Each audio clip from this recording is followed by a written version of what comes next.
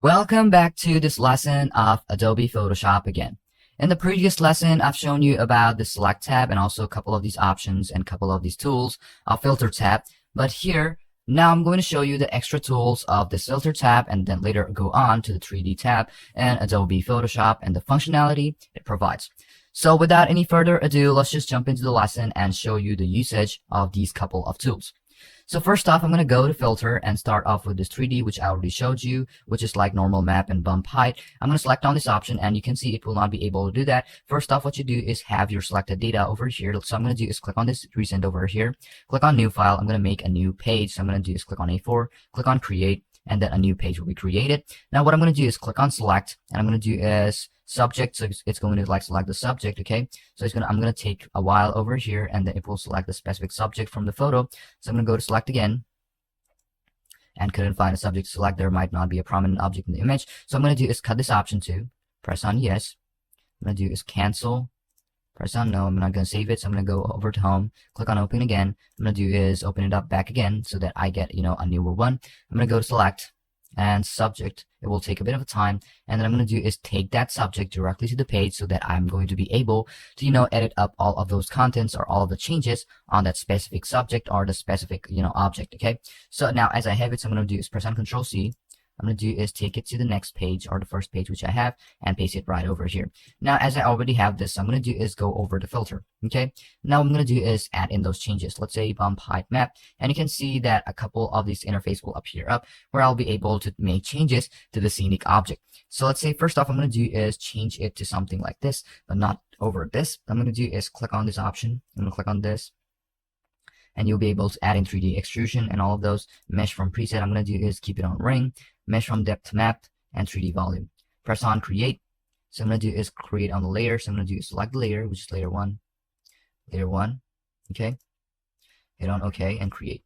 You must select multiple layers in order to create this volume. So what you have to do is select multiple layers. So let's say I'm going to do is start from this one, depth effect. So now you'll see that there will be certain changes to your photo, and your photo will turn into a 3D model. You'll be able to use those tools in Adobe Photoshop. Then we have is other tools which you can also find in filter. So we are done with this 3D option. Then we have is blur. If you want to add in blur to your photo, just click on this blur option, and let's see, we have average blur, blur more, box blur. So let's just start off with this average one. And you can see the full photo has been removed because this is a certain photo. I'm going to go over here and then click on this filter and click on blur and average blur. I'm going to do it over here.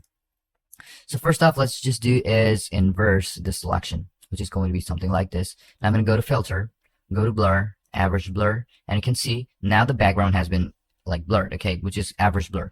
But if I selected the certain subject, that photo would have been blurred, and that is how Photoshop is going to detect that. So I'm going to do is press on Control Z. Now I'm going to go to filters right now. Now I'm going to do is click on blur, and then let's say blur more, and it's going to give me a certain effect on the photo. As you can see that the background has been a lot more blurred and the certain photo looks a lot more better. So you can do those options by fiddling through these tools. I'm going to go to filter again, click on blur. Let's say I want some motion blur or some lens blur. Okay, now you can see that how it actually looks like. Okay, you can like select the radius and all of those. You can see now the background has been more blurred. If you want more curvature, you can also do that. If you want to fix the rate like rotation, let's say I'm going to do is increase the brightness and decrease the threshold a bit. You can also add in the numbers. Let's say I'm going to keep it on 55, and you can see how it actually looks like. But you can get a preview of each and every one of them when you slide through these options. You can see the white part is now getting removed. Now I'm going to just keep it over here, and that is how it actually looks like. After you're done, just press on OK, and you will see your photo will have a certain type of effect and also that certain type of blur in your photo. And it will look a lot more, portrait type of photo, which you expect. You can also use the other blur options, which you see over here. Let's say I have motion blur. You can also add in motion blur from over here. Okay, let's say I'm going to just press on OK. And you can see that there will be a couple of motion blur to your photo and how those actually work. Now we can go to filter again. As we're done with this blur, we can go to blur gallery and fix these options, individually. You can use tilt shift and all of those. And an interface like this will appear up with a lot of tools. You can like fix this radius, okay? Let's say I'm going to do is click on this option. I'm going to keep it over here. And this part will be, actually a lot more, let's say a lot more, whatever we call is, focusing on this part, but on the outside of this, this line, the other parts will be actually blurred out, because that is how this, tool actually works in Adobe Photoshop. I can keep it like this. And you can see the hand part is now also getting a lot more blurred than how it actually was. And you can see it actually works like this. So I'm going to do is undo it. I'm going to keep it to be how it was like at the beginning. So I'm going to do is undo it for a while, and I'm going to do is keep it over here. That is how it should actually look like. So after you're done, you can also fix the lighting range and all of those by going through the slider options. Let's say I'm going to keep it over here. What I'm going to do is bokeh should be like this. Light bokeh should be something like this. And now as I'm done, what you're going to do is going to pressing on OK. And you can also need like a high quality. You can also select that, so you're going to get like high quality images even after you're done editing with it. Now you can go to filter option and use whichever blur gallery option you want to use, and that will be the type of effect you'll be able to apply. So tilt is something like that. If you want field blur, you can also select that. You will see a field like option will appear up where you can like select the specific area where you want to focus, and also you want the outside part to be blurred, and that is how field option actually works. Then we also have a couple of options like like this path blur and spin blur, so that it's going to be specific type of areas of how you want your blur to appear. Okay, so we're going to go to distort. If you want to add in distortion to your photo and make it look a bit more retro and also according to your need, you can also do that by going to distort. Let's say I want pinch on my photo, and I'm going to do is click on over here, and what I'm going to do is increase it, or the amount to be something like this. Okay, press on OK. You will see that part will actually like increase, and that is how this option actually works. So what I'm going to do is press on Ctrl Z, as I don't want those pinch options. So I'm going to go over to filter again and go to distort. Let's say I want some shear, and I'm going to do as wrap around. I'm going to do is fix it like this, and you can see a preview like how it actually works. Okay, you can also select this OK, and you will see the photo will look like this, but keeping the actual subject in its place. And that is how those tools actually work. So what it's going to do is select the part where you don't want to like add in any content or make some changes. You will keep that part to be untouched, but make certain changes outside of the photo, and also keeping that part, or making a copy of that part. So that is how it actually works. You can go to distort again and use whichever one you want. Let's say I want zigzag, and all of those you can like fix ridges, fix the amount. Let's say I'm press on OK, and you will see a couple of changes will be made. You can see the zigzag options have been applied on this wall over here, but not on the certain photo. And that is how you will be able to use that tool. You can go to filter again, and you can use distort tool. Let's say I want some twirls right now, so I'm going to do is fix up the angles, press on OK, and you will see the background has now been made it into a twirl. Okay, and I'm going to do is cancel this option, and after you're done, just press on this outside tool. Okay, I'm going to click on this option, or select this option. You'll be able to actually select the specific type of photo. Let's say I'm going to do is make some copy of it, or actually Control X. They can revert it back to itself by giving it back what it wants. So I'm going to press on Ctrl Z. After you're done, just press on Ctrl Z, and then you're good to go. You will have a default photo just as you applied it. I'm going to go to filter again and use certain of these options as we're done with distort option 2. As you already know what it does, it just fixes out the background of the photo and how you want it to appear. But if you don't want it to be something like this, what you have to do is just use a couple of these options to get a preview of how those actually work. Then we have is noise. You can add in noise, the speckle, dust and scratches, and all of those. Let's say I'm going to do is first off start with this add noise. You can add in more grains and noise in your photo. You can also see a preview right from over here. You can increase it or decrease it according to your desire. I'm going to do is add in Gaussian. So I'm going to press on OK, and now you can see the photo looks a lot more better. But you can see that you will not be able to see certain details in your specific photo. So I'm going to press on Ctrl C so that I can keep the photo to be as normal and also as natural as it is.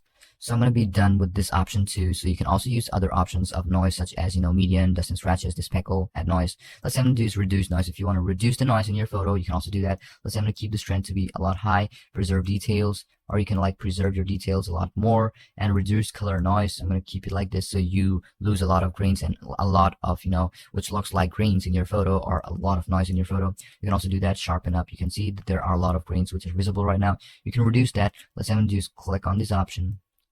I'm going to keep it like this, and you can see it has become a lot more smoother, but at least the noise are not visible. Okay, so after you're done, just press on OK, and you will see that it will be how it will look like. It will not look that better, but it will just remove the noise from your photo and make it a lot more smoother. And that is the the usage of removing noise is how it works in Adobe Photoshop.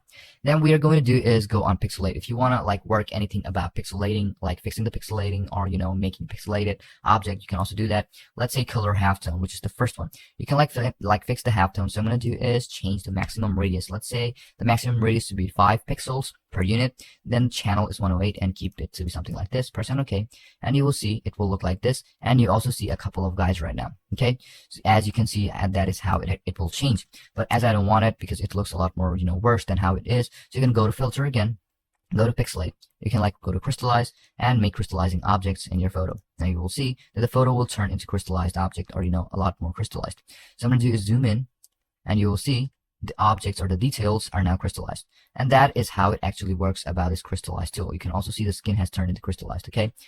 So I'm going to do is zoom out, Control Z, and you can see it has reverted back. Now I'm going to go to filter again, or, you know, whichever option I want to use. I'm going to go to pixelate. We have fragmentation, meson, like mesotint, mosaic, pointillize, and it will be made into that specific cell. Let's say if you want yours, like, you know, it to be mosaic, you can also do that. Let's say I'm going to use center size to be something like this, and you can see it has become a lot more pixelated according to your desire.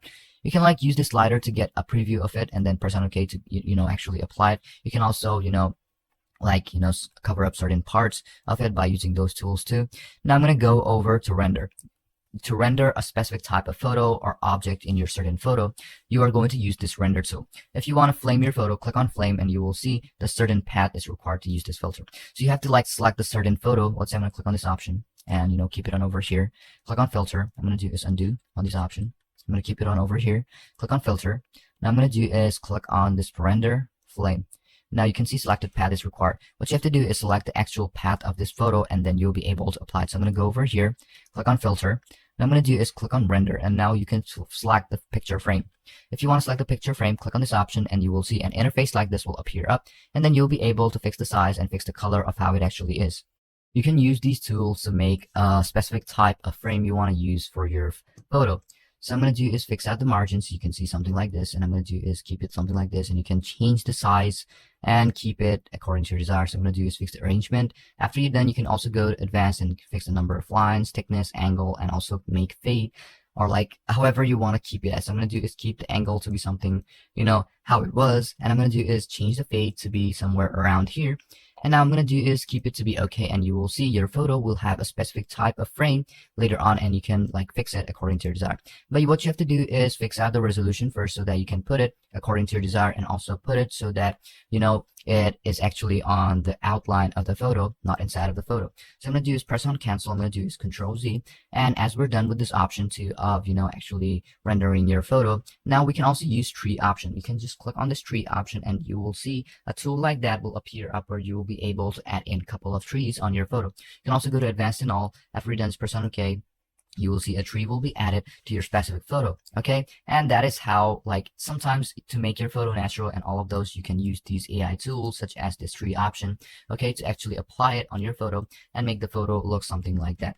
But eventually, you know, it's not that useful, but sometimes it actually comes to use where you will be able to fill in a certain place and a certain object or a certain space with those type of contents, and that is how those tools actually work. Okay, then we have this other tools such as clouds, different clouds, fibers, lens flares, and all of those. Let's say if you want to add in lens flare, just click on this lens flare option. If you want to add in fiber contents, you can also click on fibers. You can add in different clouds and do, you know, certain effects or, you know, changes on clouds of the photo. Just click on these options and different clouds of these options. You will see clouds will be applied. Press on Z. I'm going to click on filter, go to render, and I'm going to do is for different clouds. So I'm going to click on this option. You can see different clouds has been added and all of those, how it actually works. Okay. What you have to do is couple of these options to, you know, fix, you know, certain parts of your photo and then actually make changes to it. Now I'm going to go to filter again. Now I'm going to do is as we're done with render, if you want to sharpen up your photos according to your need, you can also do that. First off, let's start with the basic. Click on sharpen and your photo will be turned into a sharpened one. It will take a bit of a time, but you might not be able to see certain changes, but you can also see, you know, a couple of changes like, you know, if the photo has been turned into a bit sharp. I'm going to press on Control Z and you can see that there are less details right now. I'm going to click on filter. I'm going to do is click on sharpen. Let's say I'm going to do is sharpen the edges. Now you will see the edges will be sharpened, and I'm going to go to filter again. You can see other tools like smart sharpen, and these options will appear up. You can like fix the amount, you can fix the radius, you can also reduce the noise according to your desire. After you've done this, press on OK, and now your photo will turn into a lot sharper and look more detailed in your photo and how you worked on, just as you can see from over here. Okay, that is how this sharpen tool actually works in Adobe Photoshop. There is other tool of unsharp mask too. If you want to unsharp your photo, just click on this option and do the work what you're going to do, and use the sliders, and you will be able to get a specific type of result just as you want. Now we also have is the stylize option of diffuse, emboss, then find edges, all, painting, solarize, and all of those. Let's say I'm going to click on this diffuse option. If you want to diffuse your photo, let's say I'm going to click on this option, and you will also get a preview of it. Press on OK, and that effect will be applied to your photo. Okay, so I'm going to do this and use a couple of these options too. So I'm going to go to filter, I'm going to go to stylize, and let's say I'm going to do is emboss that photo, and you can see that this is how it actually looks like. So I don't want that, so I'm going to do is press on cancel, and you can see it has been removed. I'm going to go to stylize again, and you can use find edges, all, painting, solarize, and that is also a kind of effect which we use. So I'm going to go over the video, and you can like use these colors such as NTSC color and other color format which you want to use in this photo. So I'm going to do is click on this option, deinterlace, and you can even lines. Let's say I'm going to do is duplication, press on OK, and you will see that will be directly applied. Okay, I'm going to go to filter again, and the last one is this others, where you will be able to do other stuff such as custom, high pass, HSB, HSL, maximum, minimum, and offset. Okay, so what is this HSB? Okay, so HSB and HSL, okay, which is kind of like hue, saturation, and like the blow point, okay, and the modes and the parameters and all of those, okay, saturation and luminance. Well, all of them is like over here. Now you can select HSB or HSL, okay, hue, saturation, luminance, or hue, saturation, blue point, okay. And then RGB, HSL, you can select it from over here, which is the row order and import order. So the row order will be inputted in rows, and the import order is that how you want it to be input. I'm going to press on OK, and you will see a couple of changes will be made, because that is how it actually works on HSL and HSB. Okay, then we have is this other tool of high pass, which you can also use. You can see that this is a lot similar to the one we used a while ago, but I don't want that, so I'm going to use click on custom, and you can see an interface like this will appear up, where you'll be able to add in your type of content, okay, like this 5, and make changes to your need. And let's say I'm going to do is keep it on 1, and you can see it is changing one by one, right? And that is how it actually works on this option. Well, this is a lot more complex than it actually looks like, okay? So what you have to do is use a couple of these tools to how to use them, and you can also use maximum and minimum to get a specific type of result over here, which I use right now to make it look a lot more detailed. I can go to filter again and go to minimum so that I can add a minimum effect to the photo, and you can see this is how it actually looks like. This is not visible to see. I'm going to press on Ctrl Z so that I can discard this option and discard the effect which I did. So I'm going to suggest you to actually use a couple of these tools to actually feel how it actually looks like, and how those actually work in Adobe Photoshop, and how those can be inputted in a photo and how it will look like. So what you have to do is just fiddle with these tools in Adobe Photoshop and see how it actually works. Now what we're going to do is going to be using the raw color format, which I told you that I will be showing you in this lesson. Okay, so I'm going to do is go on to filter, and then what I'm going to do is going to be going on this like this option of like which we call as raw, like color range, or the raw color filter. So camera raw filter, and you will see the interface will appear up, and I'm going to give you quite a lot of these options, which we already did in the previous one, was this histogram, and also these options or these sliders up till saturation. So I'm going to show it to you from curve. If you want to use curve, just click on this curve option, and you can see that this is the parametric curve, then this is the point curve, and red, green, blue. So first off, let's select the option which is shadow, and then dark, the light, and the highlight, and all of those. You can fix this from over here. Let's say I'm going to fix the dark, I'm going to fix the light, I'm going to fix the highlight, okay? So as you can see from over here, this sliders also change its shape, or changes its position when I change this. And when I'm going to change it to, the line will also change something like this. See? This is how the histogram actually works. It gives you a specific type of wavelength of how the photo is constructed. So I'm going to do is increase the shadows a bit more so it looks a lot more brighter. And you can see that the line also changed. I'm going to click on green part now. So I'm going to only fix out the green parts of the photo right now. So I'm going to do select on this option, and you can see this is how it actually looks like. You can change it according to your desire. Okay, that's like totally up to you.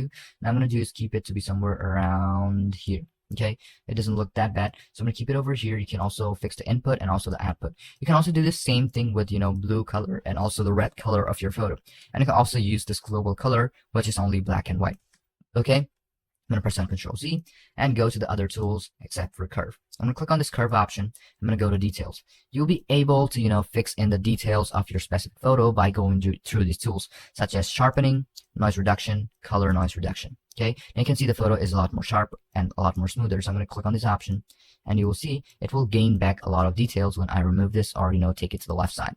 So I'm going to go through these options as I'm done with details too. Now let's go to color mixer. You can fix specific colors in your specific photo. If you want to change the red, use the slider of red. You can use the slider of orange to fix orange, yellow, green, aqua, blue. Let's say I'm going to fix on more blue, or keep the blue to be somewhere around this. You can see it has a lot more bluer. You can fix the purple, you can fix the magentas, and all of those.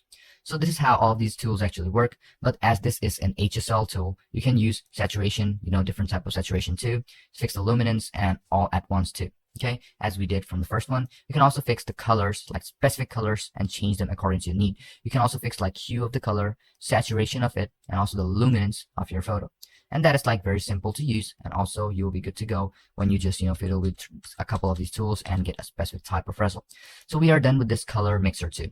Let's go to color grading. If you want to color grade your photo, this is the tool for you, and this is just as it looks like on Adobe Lightroom.